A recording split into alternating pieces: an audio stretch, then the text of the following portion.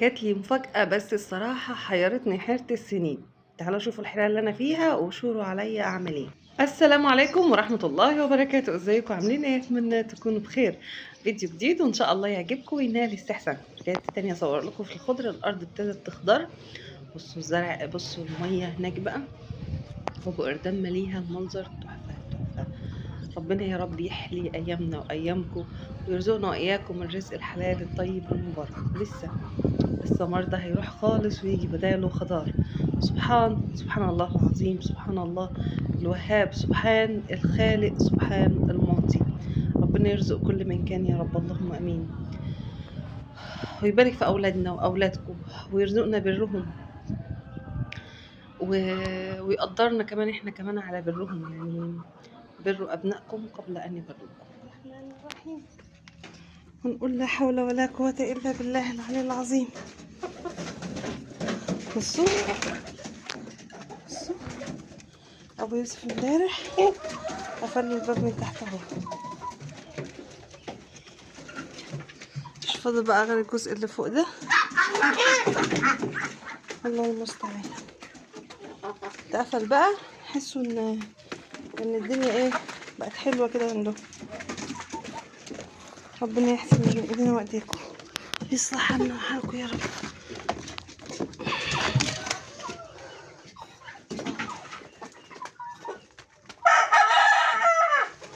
بسم الله الرحمن الرحيم. بصوا جعانين تعالوا. بسم الله الرحمن الرحيم. قلت لكم الفيديو اللي فات ان في النهارده مفاجأة اوريها لكم بقى، بس لما ناكل مش عارفه. مفاجأة الصراحة محيرة. يعني انا كنت جبت ايه رومي واستغنيت ان انا اجيب المفاجأة دي، قلت مش جايباها اهو.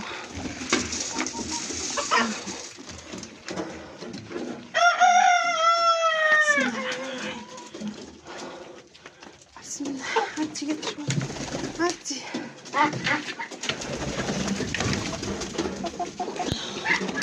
بس كده. تعالى، عايزين مية دول بقى كده. بسم الله. عدي.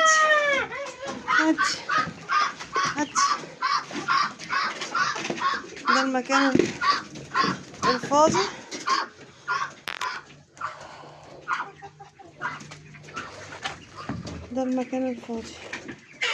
ربنا يحسن من ايدينا وايديكم ويصلح حالنا وحالكم.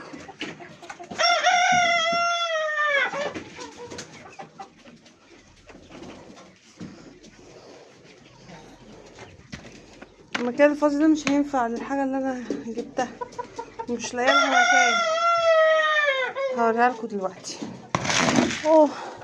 وانا ما جبتهاش، ده هي جات لي، هي مفاجأة ولا على البال ولا على النية.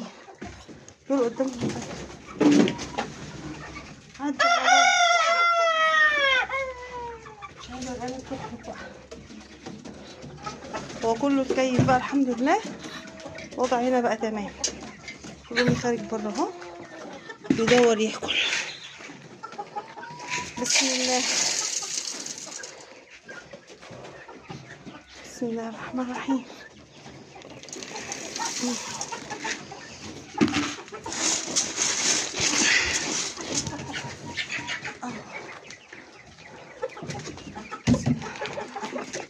لا حول ولا قوة إلا بالله العلي العظيم.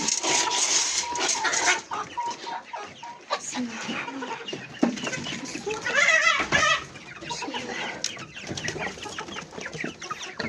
انت ايه اللي مزنقك كده؟ اخرج. كلكم مستخبين هنا. طب احنا جبنا الاكل.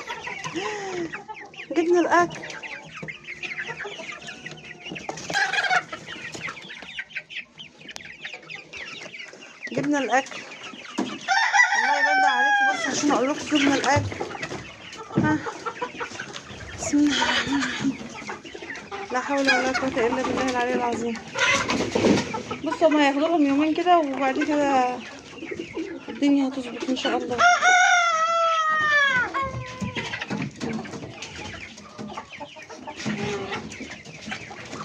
بصوا الجوع بيخربهم.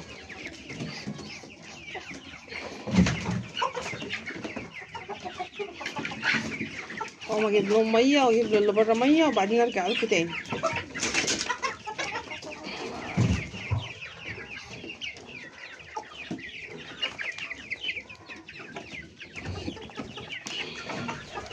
انا دلوقتي كل همي اشوف الحاجه اللي انا جبتها دي اللي جاتلي دي انا هعمل فيها ايه ولا هحطها فين.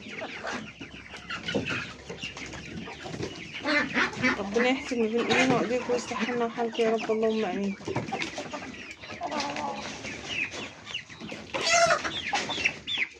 بصوا البط جبان.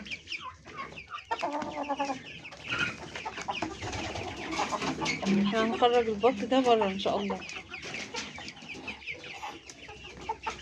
نخرج البط بره ونسيب لهم هم المكان هنا. بصوا الديوك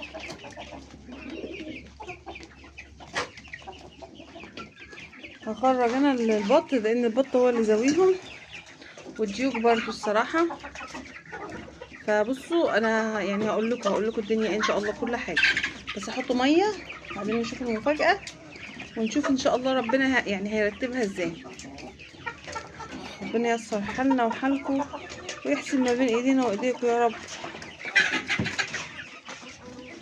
كله خير بامر الله.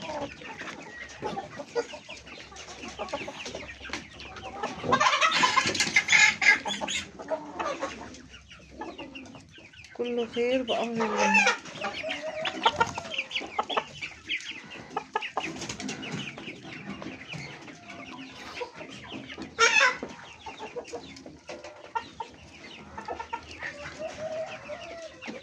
الجوك دي بقى انا مش عارفه اذبحها ولا اعمل فيها ايه.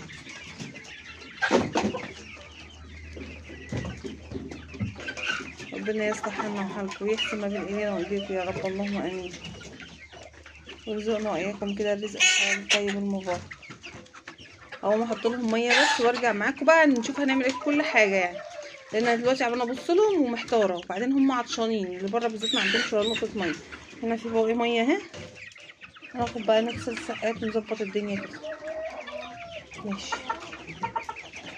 بتاعت النهارده هم دول جايين دي هديه. انا قبل ما انتوا عارفين ان انا كان عندي هندي قبل كده، كنت جايبها من عند والدتي، وبعدين حصل ان هو ذبحتهم وكده يعني. فدول جايين لي، انا كنت بسأل على الهندي، بعدين جيت قلت لكم انا جبت رومي عشان ما اجيبش هندي، تمام.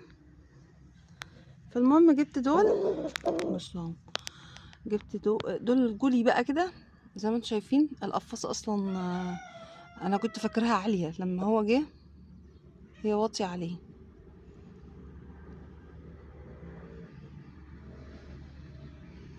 هي واطيه عليه.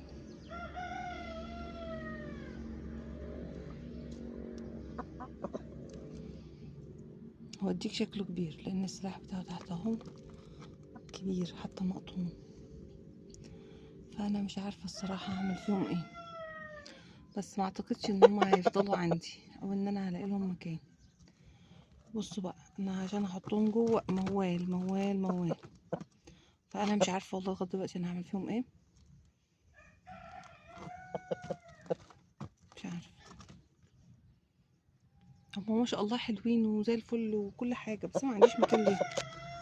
وبعدين يوسف امبارح اللي طلعهم حطهم في القفاصه، هبقى محط لهم اكل وميه هنا، بيقول لي عضني مرتين اتنين. شوفوا الديك يا عيني، بصوا هو تحسوا ان هو اصلا مش عارف يقف. هو ما شاء الله مستواه عالي ورقبته طويله، فبرضو القفاصه ظلماه. ده ديك شمرت بربر لسه، والفرخه بربره لسه ولسه مش تاغلوش يعني، قربوا ان شاء الله. انا لما قست الفرخه كده يا دوب موسعه حاجه بسيطه. المشكله بقى احطهم فين، احطهم فين؟ انا دماغي عماله تودي وتجيب. طب انا حتى لو شلت الديوك الكبيره ودخلتهم جوه، هودي فين الديوك الصغيره؟ مش هيتكيف معاهم برضو، هيموتهم هيموتهم. بصوا حيرة ما بعدها حيرة. لو طب انا لو خرجت الرومي وخرجت الفراخ الكبيرة، طب ما هو الفراخ الصغيرة مش هيستحملها. طيب انا لو حطيته بره، آه جربوا حطوه بره مع البط. يعني صاحبتي اللي جايبهم لي هدية، فهي كانت عايزة تسيبهم عندها لغاية الولادة. بعدين لقت ايه، لقت انها مش لاقيه مكان تحطهم فيه، فحطتهم في قفاصه زي كده، فبقوا صعبانين عليه. فقامت قالت خلاص ابعتهم لها بدري. جم عندي نفس الحيره، اعمل فيهم ايه في القفاصه صعبانين، وجوه هنا برضو مفيش مكان. لو حطيتهم مع البط الصغير هيقعد يكسر فيهم وهيموتهم، ويقعدوا يتخانقوا في بعض. هو البط اصلا مش ناقص. وبعدين الفراخ الساس، طب الفراخ الساس وانا كده كده هشيلها. بصوا انا تعبت والله العظيم بجد، فمش عارفه اعمل فيهم ايه. ساعات بفكر اخدهم واوديهم لماما، مش عارفه.